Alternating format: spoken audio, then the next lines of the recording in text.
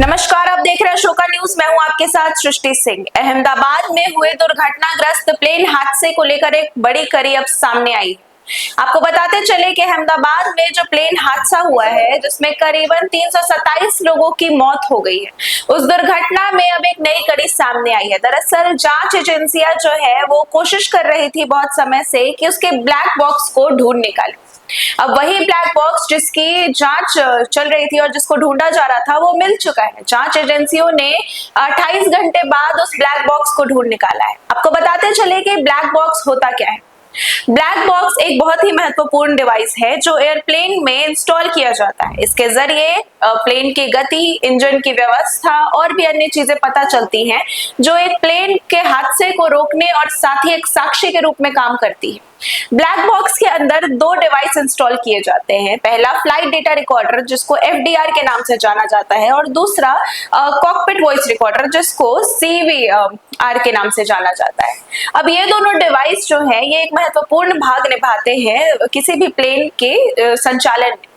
आपको बताते चले कि एफडीआर का काम होता है खास तौर पर फ्लाइट की जो गति है और इंजन की जो व्यवस्था है उस पर ध्यान देना कि इंजन किस गति से चल रहा है, फ्लाइट कितनी ऊंचाई पर है और भी अन्य चीजों का ध्यान रखना। वहीं जो है कॉकपिट वॉइस रिकॉर्डर का काम होता है कि पायलट और पायल के बीच में क्या बात हुई इसको रिकॉर्ड करना। अब इसको लेकर जब ब्लैक बॉक्स मिल चुका है जांच एजेंसियों को तो एक बड़ी जो है सफलता हाथ लगी है और साथ ही अगर हम बात करते चले कि एक सबूत है हाथ लग गया है जिससे पता चलेगा कि क्या ऐसी गड़बड़ हुई थी, क्या ऐसा जो है क्या ऐसी चीजें गड़बड़ हुई थी जिसके कारण प्लेन हादसा हुआ और साथ ही इतने लोगों की मौत हो गई। अब इसको लेकर आज मंत्रिमंडल की बैठक भी है। उड्डयन मंत्री राम मोहन नायडू ने आज मंत्रिमंडल की बैठक लगाई है जिसपे जो है हवाई दुर्घटनाओं को लेकर चर्चा होगी। इस मीटिंग में खास तौर पर इन चीजों का ध्यान रखा जाएगा कि अभी ये जो हादसा हुआ है इसको लेकर बात की जाए और साथ ही इसके पीछे क्या कारण रहे होंगे संभवतः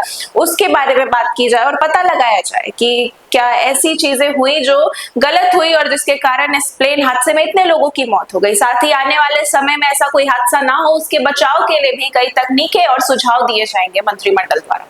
यह था आज का बड़ा फैसला। और आपको बताते चले कि ये जो प्लेन हादसा हुआ है इसके पहले पायलट जो है उन्होंने एक वॉइस रिकॉर्डर में, कॉकपिट वॉइस रिकॉर्डर में जो है अपनी आवाज जो है पायल तक पहुंचाई थी, कहा था मेडे मेडे मेडे।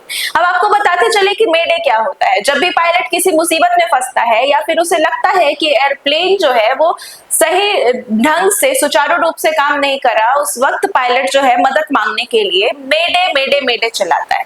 अब ये जो है उसकी जो ट्रेनिंग होती है उसका एक महत्वपूर्ण हिस्सा होता है जिसमें पायलट को बताया जाता है कि ऐसा बोलने से आप मदद की गुहार लगा सकते। उसके बाद से एयरलाइंस में उसकी आवाज पहुंचती है जिसके बाद से मदद पहुंचाई जाती है। लेकिन आपको बताते चले कि यह दुर्घटना इतना त्रासदी भरा था और इतनी जल्दी हुआ कि समय नहीं मिल पाया किसी भी चीज का।